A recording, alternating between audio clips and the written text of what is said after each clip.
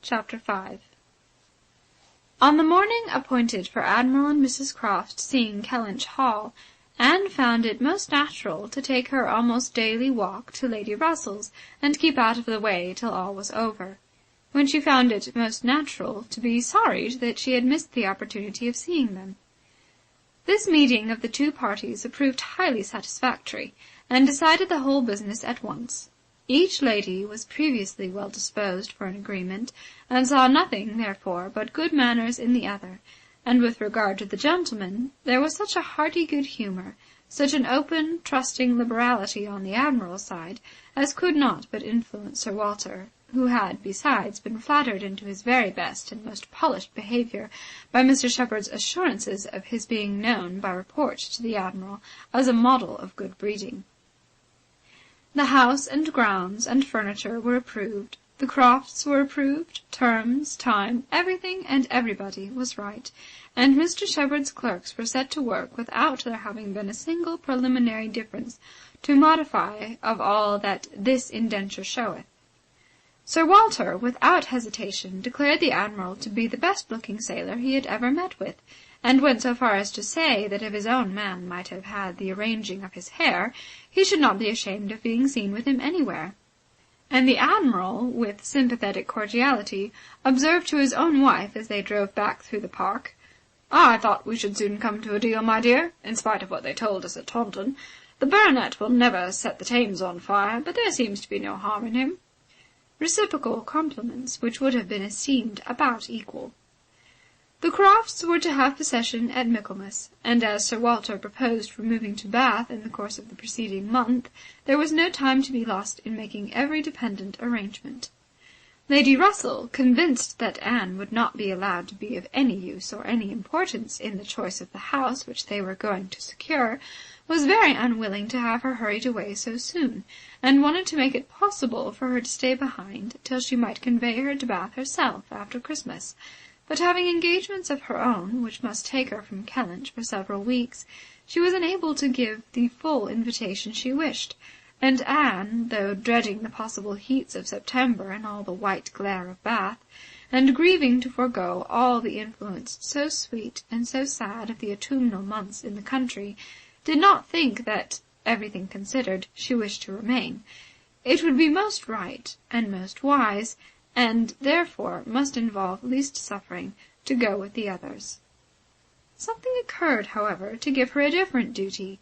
Mary, often a little unwell, and always thinking a great deal of her own complaints, and always in the habit of claiming Anne when anything was the matter, was indisposed, and foreseeing that she should not have a day's health all the autumn, entreated, or rather required her, for it was hardly entreaty, to come to Uppercross Cottage, and bear her company as long as she should want her, instead of going to Bath. "I cannot possibly do without Anne," was Mary's reasoning, and Elizabeth's reply was, "Then I am sure Anne had better stay, for nobody will want her in Bath." To be claimed as a good, though in an improper style, is at least better than being rejected as no good at all, and Anne, glad to be thought of some use, glad to have anything marked out as a duty, and certainly not sorry to have the scene of it in the country, and her own dear country, readily agreed to stay. This invitation of Mary's removed all Lady Russell's difficulties, and it was consequently soon settled that Anne should not go to Bath till Lady Russell took her, and that all the intervening time should be divided between Uppercross Cottage and Kellynch Lodge. So far all was perfectly right, but Lady Russell was almost startled by the wrong of one part of the Kellynch Hall plan when it burst on her, which was Mrs. Clay's being engaged to go to Bath with Sir Walter and Elizabeth, as a most important and valuable assistant to the latter in all the business before her. Lady Russell was extremely sorry that such a measure should have been resorted to at all, wondered, grieved, and feared, and the affront it contained to Anne in Mrs. Clay's being of so much use, while Anne could be of none, was a very sore aggravation. Anne herself was become hardened to such affronts, but she felt the imprudence of the arrangement quite as keenly as Lady Russell. With a great deal of quiet observation, and a knowledge, which she often wished less, of her father's character, she was sensible that results the most serious to his family from the intimacy were more than possible. She did not imagine that her father had at present any idea of the kind. Mrs. Clay had freckles, and a projecting tooth, and a clumsy wrist, which she was continually making severe remarks upon in her absence. But she was young, and certainly altogether well-looking, and possessed, in an acute mind and assiduous pleasing manners, infinitely more dangerous attractions than any merely personal might have been. Anne was so impressed by the degree of their danger that she could not excuse herself from trying to make it perceptible to her sister. She had little hope of success, but Elizabeth, who in the event of such a reverse would be so much more to be pitied than herself, should never, she thought, have reason to reproach her for giving no warning. She spoke, and seemed only to offend. Elizabeth could not conceive how such an absurd suspicion should occur to her, and indignantly answered for each party's perfectly knowing their situation.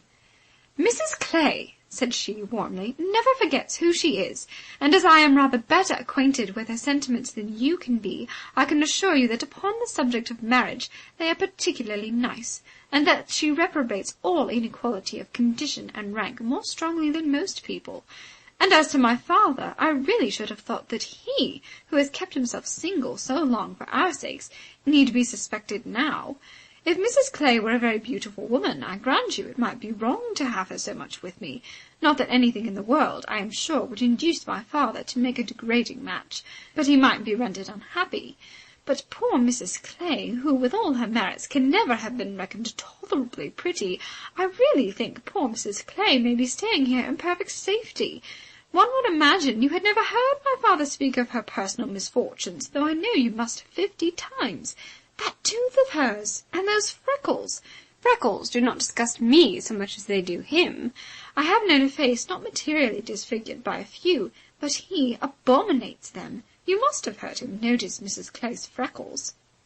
"There is hardly any personal defect," replied Anne, "which an agreeable manner might not gradually reconcile one to."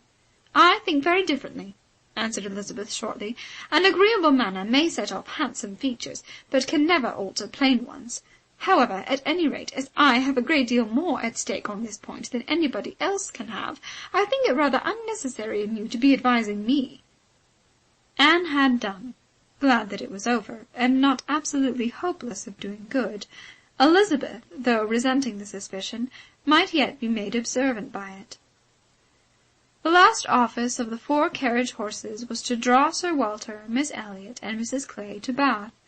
The party drove off in very good spirits. Sir Walter prepared with condescending bows for all the afflicted tenantry and cottagers who might have had a hint to show themselves, and Anne walked up at the same time, in a sort of desolate tranquillity, to the lodge where she was to spend the first week. Her friend was not in better spirits than herself. Lady Russell felt this break-up of the family exceedingly.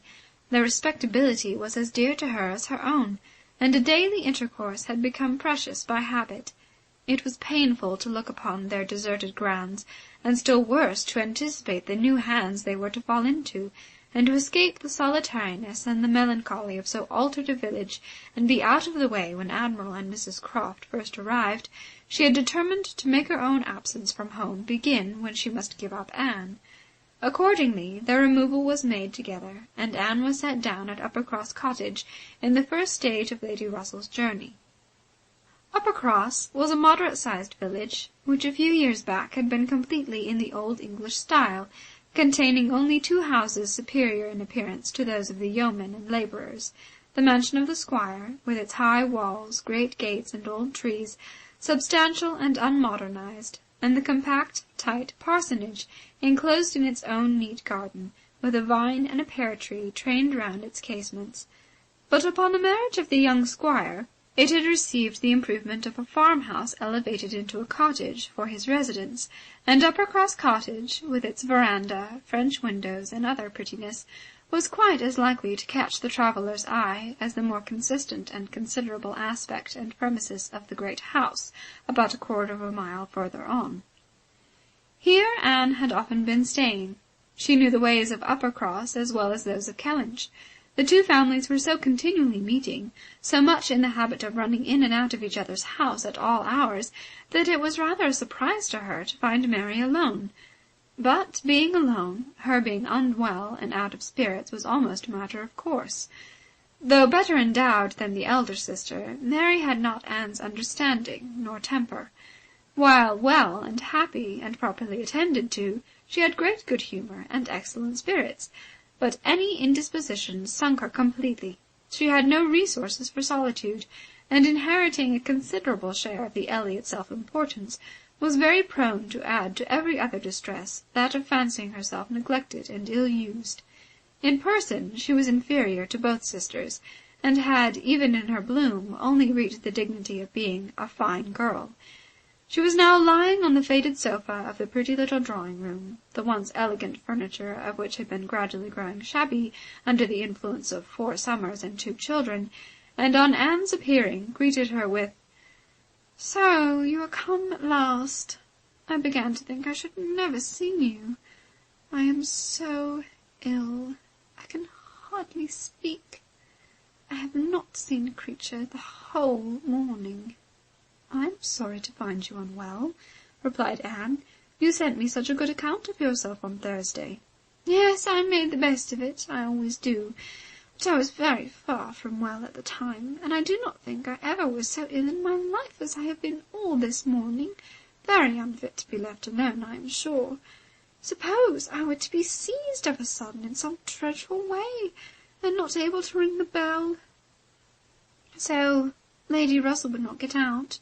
I do not think she has been in this house 3 times this summer." Anne said it was proper, and inquired after her husband. "Oh, Charles is out shooting. I have not seen him since 7 o'clock. He would go, though I told him how ill I was. He said he should not stay long, but he has never come back. And now it is almost 1. I assure you I have not seen a soul this whole long morning." "You have had your little boys with you?" "Yes, as long as I could bear their noise. But they are so unmanageable that they do me more harm than good. Little Charles does not mind a word I say, and Walter is growing quite as bad." "Well, you will soon be better now," replied Anne cheerfully. "You know I always cure you when I come. How are your neighbours at the great house?" "I can give you no account of them. I have not seen one of them to-day, except Mr. Musgrove, who just stopped and spoke through the window, but without getting off his horse, and though I told him how ill I was, not one of them have been near me. It did not happen to suit the Miss Musgroves, I suppose, and they never put themselves out of their way." "Well, you will see them yet, perhaps, before the morning is gone. It is early." "I never want them, I assure you. They talk and laugh a great deal too much for me.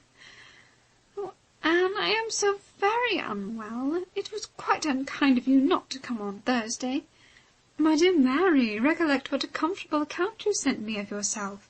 You wrote in the cheerfulness of manner, and said you were perfectly well, and in no hurry for me, and that being the case, you must be aware that my wish would be to remain with Lady Russell to the last.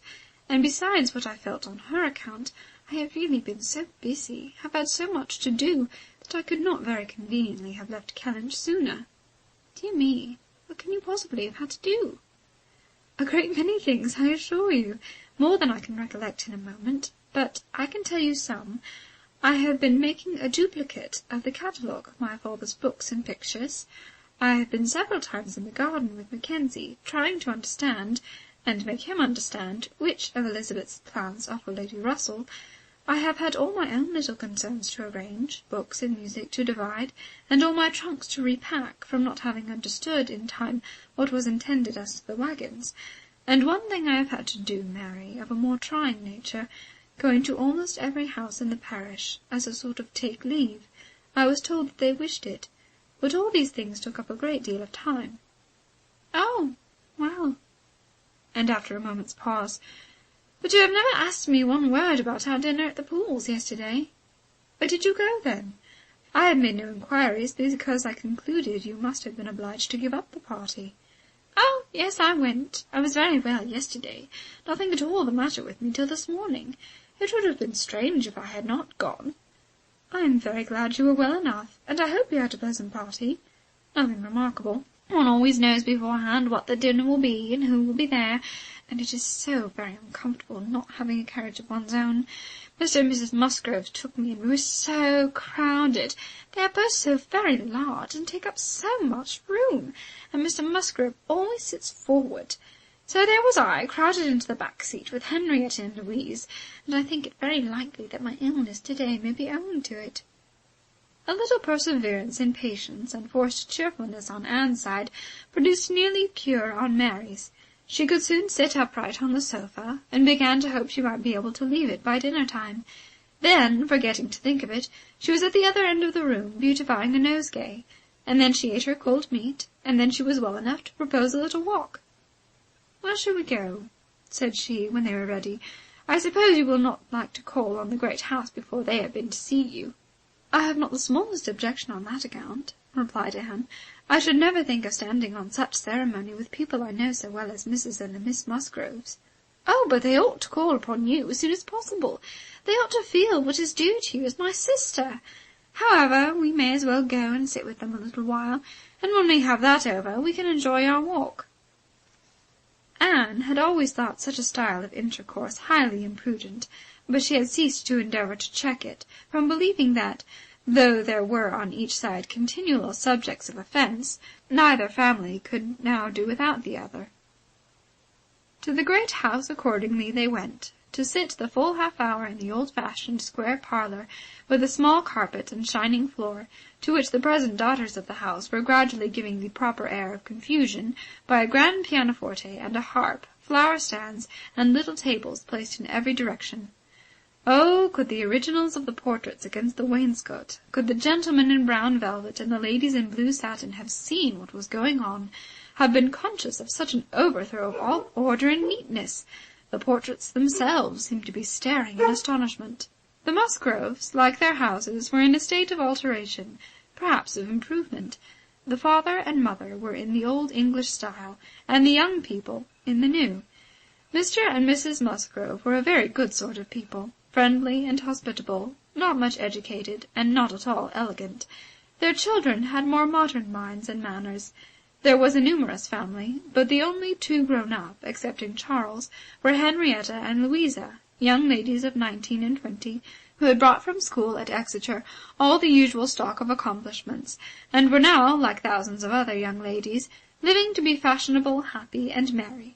Their dress had every advantage, their faces were rather pretty, their spirits extremely good, their manner unembarrassed and pleasant. They were of consequence at home, and favourites abroad. Anne always contemplated them as some of the happiest creatures of her acquaintance, but still, saved as we all are by some comfortable feeling of superiority from wishing for the possibility of exchange, she would have not given up her own more elegant and cultivated mind for all their enjoyments, and envied them nothing but that seemingly perfect good understanding and agreement together, that good-humoured mutual affection of which she had known so little herself with either of her sisters. They were received with great cordiality. Nothing seemed amiss on the side of the Great House family, which was generally, as Anne very well knew, the least to blame. The half-hour was chatted away pleasantly enough, and she was not at all surprised at the end of it to have their walking party joined by both the Miss Musgroves, at Mary's particular invitation. End of chapter 5.